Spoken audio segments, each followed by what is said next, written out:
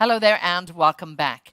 Now, I'm in conversation with two wonderful ladies as we look at teaching sustainability to all and really looking at the role of private sector and indeed government philanthropy. And we will probably expand that conversation as well. Joining me here in the studio, I'm absolutely delighted to be joined by the CEO of the Abdullah Al Ghurair Foundation for Education, Dr. Sonia Ben Jafaar joins us. Lovely to see you. Thank you for being here. Thank you for having me. And we are joined online, so I'm delighted to welcome Isabelle Giordano. Isabelle is with BNP Paribas and the head of group philanthropy there. Isabelle, lovely to see you. Thank you for being with us. Glad to be with you and online from Paris live. So, so much to talk about on this because I think, everybody is talking about sustainability, but sometimes, we wonder, does everybody know what it's about and, where we really get the best value and how we really need to value it. Sonia, if I may start with you, and we look at the work that you do in the Al Ghurair Foundation, it's all focused about education. And I know at the very heart of what you do, education in terms of sustainability, in terms of climate change, but the power of education to empower people, so to speak.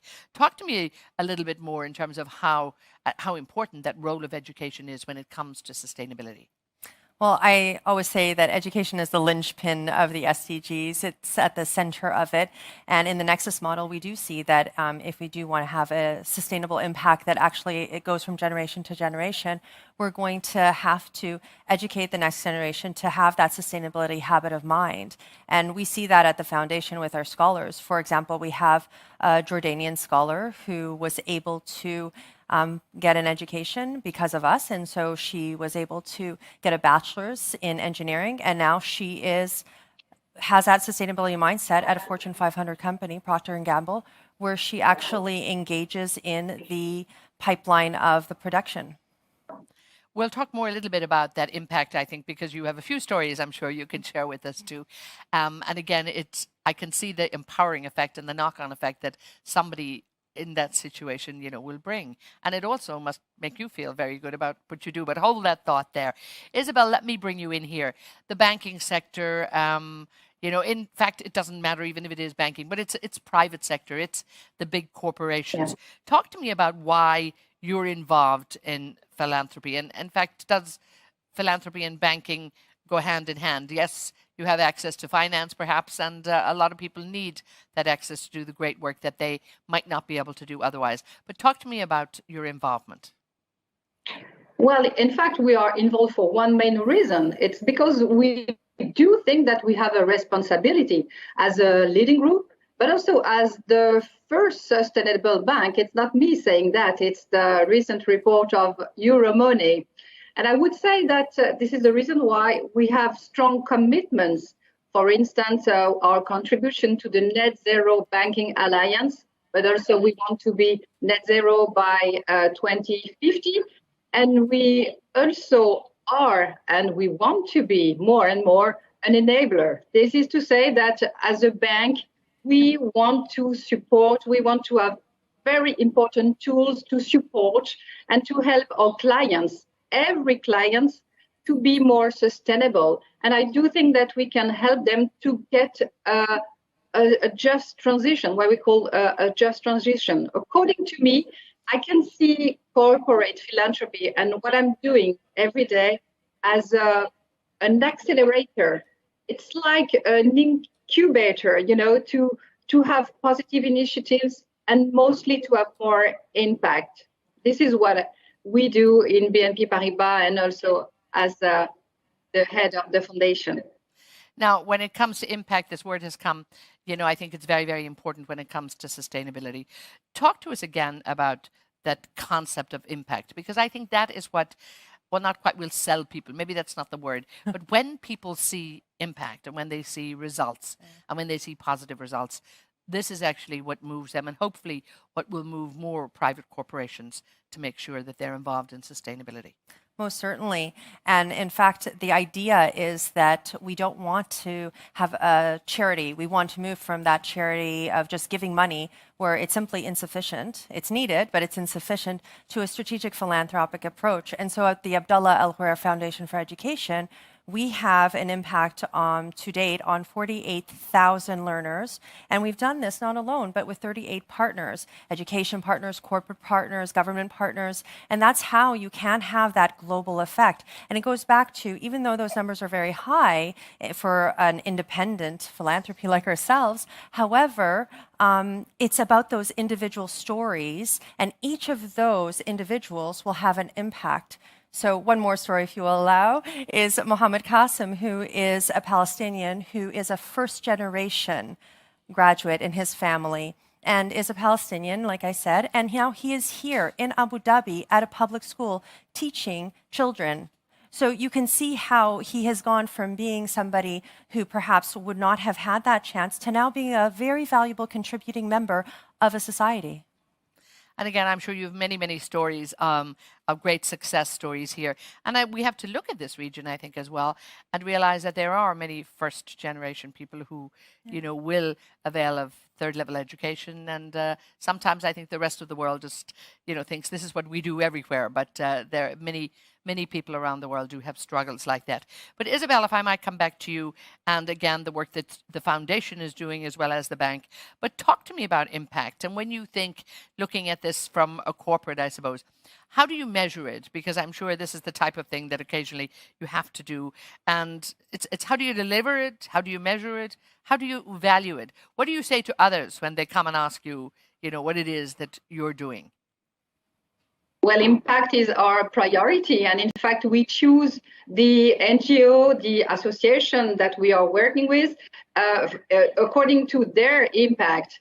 And I'm glad you are talking about impact, because I think it's going to be more and more a priority for everyone, and mostly for the young generations. I think they are going to challenge us more and more. And this is the reason why we pay attention for every penny that we spend in the foundation. Let me just give you one or two examples.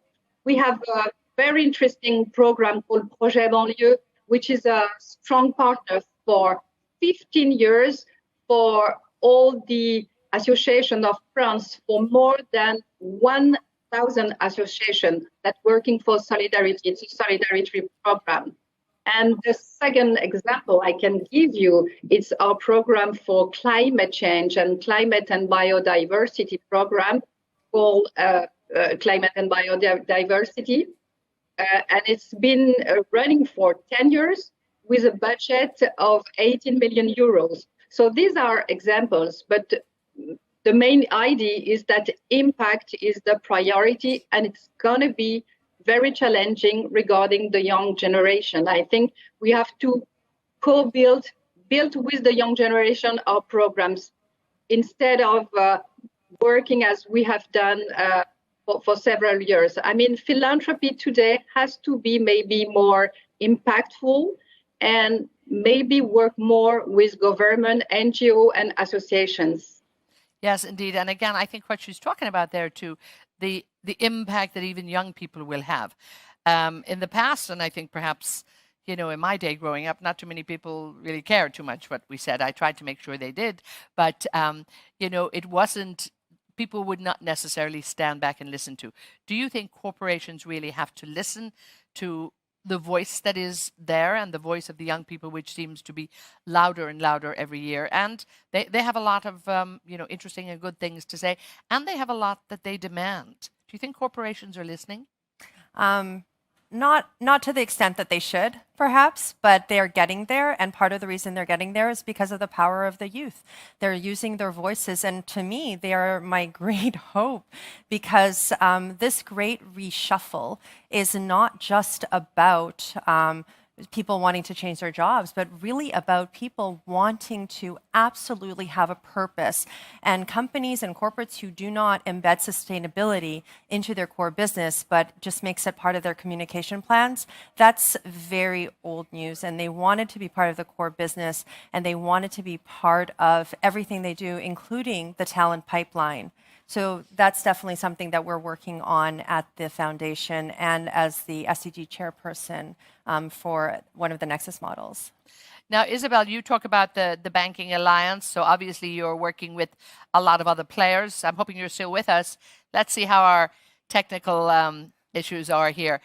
I'm going to let our technology bring you back, so to speak, and Dr. Sonia and I will continue this conversation at the moment. We might have had a little bit of a glitch there. When we think about awareness and sustainability, do you think that that we can teach this not just to our younger population, but perhaps teach it to corporates, teach it to a broader group of people? We see here at Expo, it's very much at the heart of what's going on. And I see a lot more organizations really, I think, putting people first. Yeah. So are you encouraged that it's happening? I'm encouraged. I'm encouraged, especially when I see the finance industry doing things like climate risk analysis with it, because then we know that the corporates are going to follow suit if they're not already leading. I'm encouraged because we do sit in Expo 2020, where sustainability has been the focus and of conversations, but of also the physical site that we're in. And we are looking at how corporates are engaging with the talent pipeline. At the foundation, we have a new program where we're going to be engaging with corporates. We also have a number of different programs with the Refugee Education Fund, where we're engaging with several partners. And all of that has to do with awareness and education. It's not just educating a younger generation, but it's educating the parents, it's educating everybody around the community. Who can play a role, maybe a stronger role and a more important role? And Isabelle is back, great. Talk to me, Isabelle, about the financing of philanthropy. And yes, from a banking perspective, and you're doing what you're doing, but do you think other corporations and other companies are, looking at this? And again, the people that you work with, the partners, all of that, are you, I suppose, collaboratively working a bit more on this together? Exactly. And in fact, I wish my contribution today to the Sustainable Week is to join forces between different foundations. So I'm very happy to be with you, very delighted to have this discussion and to be part of the Zayed Sustainable Prize, because I'm sure, and this is really my call to action today, I'm sure coalitions are really a good way to deliver impact. It's really the future. We have to have more coalition to have a better impact. And I wish we could have more and more coalition between the different foundations. So this is my wish and my call to action for today, because I'm sure this is a very good answer for impact and for the new generations. And again, we look at, I think, people talking more about this. And, when we look around, I think we're the converted in many ways. We know what needs to be done. But it is about reaching those people who, I don't know, do they want to be reached? Do they care? And how do we turn that around so by everybody cares? Well, I think there's a couple of things. One is we already see corporations caring with their learning and development piece, because if they don't, they're losing good talent. And that is a very important and hopeful piece.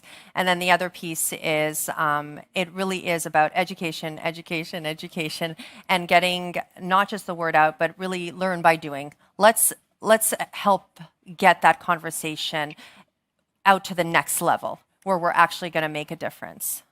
And it is about making a difference. And we have to wrap this up. Isabelle, a closing word in terms of what do you think needs to be done right now to escalate this? Because the need is clearly urgent and it's there. Exactly. It's really a question of emergency, even for philanthropy, though it's time not to ask what can we do, but just how can we succeed? And I'm sure we can succeed all together, NGO, governments, so civil society, and philanthropy and foundation. Thank you. Thank you to everyone. Thank you. And Dr. Sonia, I'll give you a closing word here. Again, what do you see needs to be done that can actually bring everybody, all together to move it forward? I would say we've heard about solidarity and urgency over the last few days with the Global Goals Week. Reach out. Reach out. If you're not sure, reach out to the local foundation that's in your neighborhood. Reach out to us as the foundation. We're more than happy to have a conversation with our strategic philanthropy arm. And so we're going to leave it there. But I think, like we're hearing in so many of our conversations, and again, we have people here willing. You're doing the work. You've started the work. But again, you're all actually willing to push everybody a little bit forward to make sure you take that action, take those steps. And particularly when it comes to philanthropy, so many more people looking for you and needing the great work you're doing. Thank you so much to Isabelle, who has joined us from BNP Paribas, and to Dr. Sonia Ben Jafaar here in the studio with me. Thanks so much.